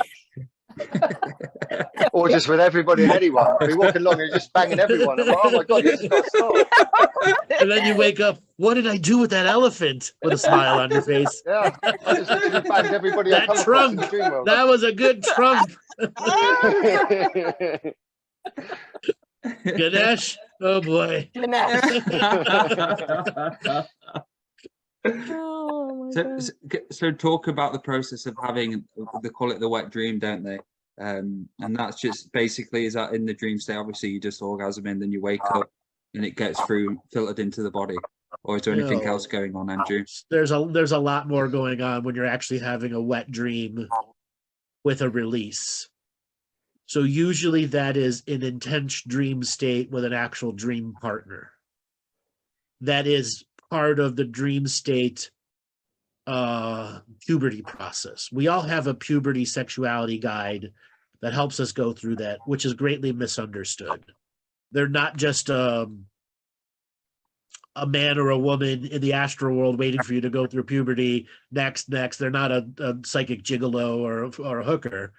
They're bonded to your lineage because that first set of experiences is going to set a tremendous frequency within you of what sexuality can be from the very beginning, which is obviously related to life-based traumas, which are going to so much cascade effect into the rest of your life. See, mine never did come to fruition, but many of mine, even to this day, they'll be there. And when I wake up and I've remembered them, they were lucid, they were color, and I remember them, they affect me for 2 or 3 days afterwards. And whatever healing that being was giving me in the dream world sits with me and stays with me. And it seems to be a real way for beings to exchange energy in the dream world, positive, negative, and all in between. Yeah, because that's what was required for your healing at that particular state of the dream. Yeah. So what's the role of the third eye in the end of the penis that you've spoken about before? Well, that's divine sexuality, where the third eye goes down the body into the tip of the penis, and for the women, it goes down the body and into the clitoris. Oh, okay. So vision on vision. So if there's a penis inside you with a third eye broadcasting light inside you, and then the clitoris is also there perceiving the light from the pubic side of the men, because it's an omnidirectional site. It's not single direction. You are blending and bonding the light there, so that if there's ever going to be an inception moment where a child's going to be born, the 2 third eyes are coming together to create a bubble of light to allow the child to come down both through the crown chakra and of both people, and then go into the double third eye and create the egg meeting the sperm moment. Beautiful. Which allows the consciousness of the child to come in. Wow, that's beautiful. And that spark of unique light. Wow, that I you see need to that in my write visions. a book, a children's book for teenagers. Well, just do because- your own meditations, Amy. This is what I do. These are the moments that I Yeah. put into my meditation, and I go back into those moments and I see them, and it's so incredibly self-empowering. Yeah, but I'm even thinking the disservice I did to my kids. I didn't do that with my kids. We didn't talk about that the way you just did. Like, that's so beautiful. How many people know that? No, No, nobody. It's just Andrew. They do now. They do now. Yeah. and this connection, this is connecting to it. So say like a lineage like the Bruce Lee and that dragon lineage, what would be the process then of them having sexual intercourse to then bring another dragon spirit in? Would that be using those mechanics which you talked about at all, or is that totally different? Same mechanics, but can the dragon fit into the body like stretchy pants and not stretch the stretchy pants till they break? Okay. And then there are times that the dragon's got to come in waves, 1 to 2 years old, 5 to 7, puberty, teenager, and then, you know, finally when you're an adult, the rest of the dragon comes in, and it's a matter, are you going to split the genes or not? Yeah, if you can do the self-mastery, if you can actually do the self-mastery and host the soul. What about other times where it's born in 1 or 2 beings? Yeah. It's gone quiet. And Yes, everybody's processing. know. I see all these wheels turning. Dragon energy is very difficult to understand until you experience it, and then you realize the expansion of what you're dealing with. It's something very different to what we think it's going to be. yes. That's right. And people ask me, is there more to teach about dragons? Yeah. Yeah, But most people aren't ready for it. Like the other day I was talking to Dale and he's like, is there more dragon stuff? I'm like, sure, we could do a Dragon Tuesday show, but why? And then Dale reminded me of a situation where he asked his dragon a stupid question and he gave him an answer that made him feel dumb. Okay. Yeah. You know? Yeah. I was trying to blend Roman numeral time to the synchronicity of the universe, and it was just like, no. They look at you like, no pet, no pet. Yeah, exactly. And only that Tuesdays would be like, because so many people don't have a practice, don't have a journey, and don't have a solidity into their practice or journey to be able to communicate with dragons at their level. And they don't want to work with you if you don't have that journey. And if you start asking dumbass questions, it's really going to not be a good thing. Oh yeah, It's then just, the little you know, tricks, then the little tricksters in them come out. Yeah. Yeah. Are they Yeah. negative tricksters? No, they're trying to make you grow up trickster energy. And it could be some harsh lessons that come out of them. Yeah. Yeah, that's tough love. Yeah. No, a trick. It's an intentional trick, Yeah. a universal trick. Yeah. Yeah. It's not tough love. It's literally a trick, quote, to get your placebo to see it a different way and trigger placebo to go. Okay? They learn how to abuse placebo in a good way. And a bad way too. More silence. Everyone's like, wheels turn. I was thinking about my conversations with the dragon. I was like, going into it like, gonna have to set up a fire ceremony soon again. Yep. One of the reasons I have regular conversations with them is I challenge them to think differently. Okay? And then we get these debate offs, you know, like on South Park, they, you know, the dance offs, they come and here's this philosophy motherfucker. Oh, okay, here's this one, bitch. And it's and when we're done, damn, that was good. Okay? Challenge each other through philosophy. Is it like Okay. the 1 degree of separation, Andrew, to a lot of collectives? Yeah. Yeah, or challenge the dragon to think in 900 degrees of separation. Oh yeah. That's why I put that into a handful of things, is because I stumped the motherfucking dragons with 9. Think of how this affects 900 degrees of separation. And they're like, that's why we like you. Here's your club badge. You're a part of the club now. So how do dragons then have sexual intercourse? Is it just, do they manifest a skin suit, or is it kind of like, again, just energetic sexuality process? There's lots of wings and claws and rolling around and moaning and fire. Volcanic eruptions. Yeah. Which look like Armageddon from one point of view, yet pure bliss from another. Yeah,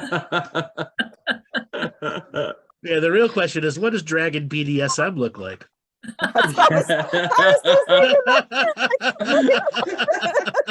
You're a human. That's what it is. You're a human. Okay? That's funny. The dragons with the bats and the bloody lingerie on.